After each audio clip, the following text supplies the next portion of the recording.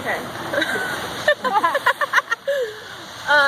So, I mean, I guess a lot of you kind of walked through the last 10 years of my life, pretty much. So you got a gist of who I am. So I come from a background of hippies, deadheads. I felt like there was a lot of brokenness in the family, almost. Like, it was just kind of like one of those toxic kind of families. My parents fought a lot. Like, my dad at some point was abusive. My mom's been in and out of rehab. So there's a lot of struggle with addiction. And when I was 5 years old, was the first time I went to church. And it was Sunday school, and I remember the Sunday school teacher saying that he can read your thoughts. And I'm like, really? Then, like, God can read your thoughts? It kind of like freaked me out. I'm like, well, then he knows everything. Like, I can't be worthy of him because, like, of all these sinful things that I've done. Like, I kind of was in this mindset of, like, if you make one sin and you ask for forgiveness, you can't do it again because there's no point in asking for forgiveness again. So I kind of, like, from a young age, like, felt super guilty and unworthy of God. But, like, for some reason, I still wanted to go to church, and I still wanted to be with him. And even though I wasn't worthy enough for him. And so it kind of led me to do a lot of things that were, like, necessarily unhealthy. And it kind of tracked my life, like, and made me do things. So I think when I was 12, I remember I went to this Bible study group for kids, and he was talking about, like, how God died on the cross and, like, how he forgave us for all of our sins and how much he loves us and stuff. And I had just gotten in an argument with my brother right before I got to church, and so I kind of felt like a major hypocrite, and I hated myself. I was, like, feeling super guilty and had a lot of self-hate and whatever.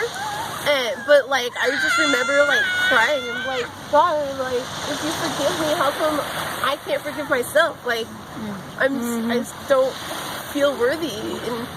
And then when I was 13, I came to San Francisco and met all of you guys. Wow. I feel like when I was 13, so right before I came to San Francisco, we were living in this apartment building, and I kept getting the cops called on us and the CPS. I called the cops a few times, my neighbors have, and eventually the landlord got fed up and got us kicked out. So there was a lot of self-blame in that too, like, oh, it's my fault that we're homeless now. Now we're in San Francisco living on a school bus, and it's my fault. And, like, I feel like those are kind of lies that I fed myself. Then, like, my sister became an alcoholic, my mom became an alcoholic, my dad started selling weed in the hate, and then it was, like, summer before I started 8th grade, and I met Claire, and I was like, I don't want to be homeless when I go to school. Like, I don't know anybody, and it just is uncomfortable and it's awkward. So she met my parents and were like, you guys need to get into a shelter. Like, you can't be homeless and go to school. It's unstable and whatever. And so she pretty much convinced my dad to get us into a shelter, which still wasn't easy. I mean, it still felt like we were homeless. We were in the heart of the Tenderloin.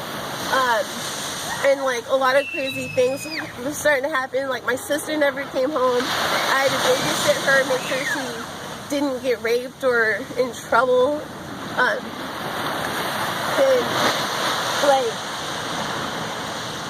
And then it just kind of felt like I had to kind of be in control of my sister, and my mom wasn't really around. And then I started pushing myself away from my family, and that's when I kind of used school and church as an escape.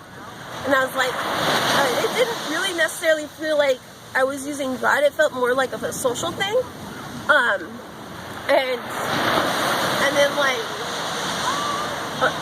And then my sister got pregnant. She had to marry a guy who wasn't the best person for her. Then CPS happened, and we had to fight that, and then we got kicked out of the shelter because my mom got drunk one day and got in a fight with one of the staff members and called her the B word. So we got kicked out of that, and then we started going from different hotel rooms every night, and then my dad kept going out of town, and like I would be stuck, like I don't know where my mom is. Like they left me here thinking, well, she has friends, she'll figure it out. And I feel like that was around the time when I started couch hopping between Sojourners Claire and this girl Leanne. I don't know if you guys know her, but and like and then like of course after all of that, and then me and my mom moved to Laytonville, and then like my dad passed away, and so I started getting really depressed. Like I was away from my friends, didn't really have connection here, and like now my dad's dead, and then like my mom, so I begged my mom to come back, and we came back. She got addicted to meth, and then her life just completely went down.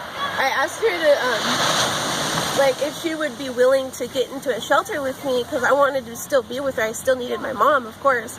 And she chose her lifestyle over me, and then like of course Sojourners took me in. Thank you guys. And then like I feel like that's when I started to rebel. Like I was like,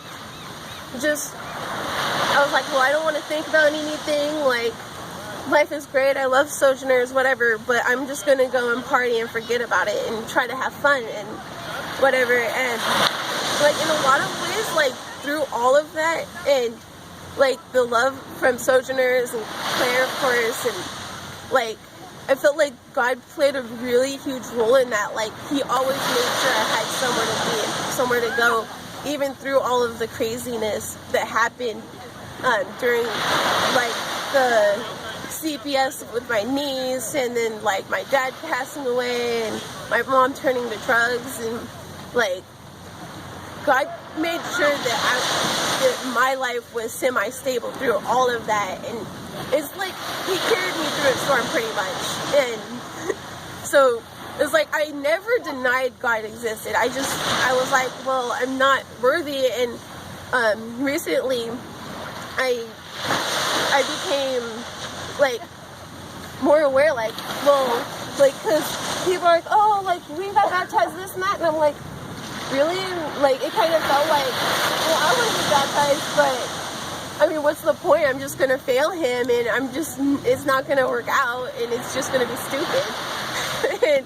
And so recently, when I went to Yakuza, I made the decision to go to Yakuza because I just got out of a relationship that was super unhealthy, kind of damaging, and like we were pretty much like toxic for each other. Like we were like really good friends, just we would have been better if we just stayed friends. So after we broke up, I was like, well, I don't want to like keep playing this game of like, well, we're together but we're not. I need to get out of here. I need to clear my head, and what better way to do it than try to surround myself in a new environment around other Christians and get closer to God. And so I did that, and I think it was one of the best decisions I've made for myself. And so I went to Chicago. That happened. I really feel like I was like, there's a point where I was like asking God to like give me wisdom and like speak to me. I was like, God, where do I go from here? Like this doesn't feel like the solid end. Like feels like there's so much more to this, and like. So I asked him, like, give me wisdom, tell me where to go, like, what do you want, like, use me pretty much. And then, like, there was a lot of choices I made where it's like, there was, like, a lot of weaknesses where I wanted to, like, do things that weren't necessarily, like, the best, but in that, like, he became, like, my greatest strength, like, my weakness and my strength, and, like, so I was this guy that I liked that necessarily wasn't like the best scenario, and he pretty much encouraged me. He kept telling me, we're called to something more. Like, there's something greater than this. And, like, he just kept repeating that. And it's like, God, what is this? What is greater? Like, where am I to go? Like, what am I to do? And, like, I felt like God was like, get baptized. And I'm like, why? Like, I'm not ready. Like, this scares me. Like, I don't want to just get baptized because I'm going to fail you. And he's like, you're human and you're going to fail, but I love you anyways, and I already forgive you for sins you haven't even made yet. And I'm like, oh, okay. And I was like stalling. I was like, well, I'm going to wait till I go to San Francisco because it doesn't feel right doing it here. Like, I don't know, like, and so, I came here, and then God's like, Megan, get baptized. And I'm like, but, and I was like, I don't know. And then so I brought it up to Claire a couple weeks ago, and I was like, Claire, I want to get baptized. Like, not feeling like I don't think this is going to happen. Like, I don't know. And she just made it happen. And it's like, no, like, this is going to happen. And she asked me, she actually made sure it wasn't just one of those, like, random, like, flings, like, oh, it's a social thing. And it's like, it's not that. It's like, it's personal. It's like, I want to commit my life to God. Because I know now that I am worthy of his love, that he does love me and he does forgive me, and he will continue to infinitely forgive me. And so, like, I just kind of made the decision, like, yeah, I want my faith to be real. I want it to be not just an identity, but something I believe in my heart, that he is, like, my Father in heaven, and he does have my back. And he does love me, and I want to commit my life to him. I want to let down all of my desires and just go to him. And so that's why we're here.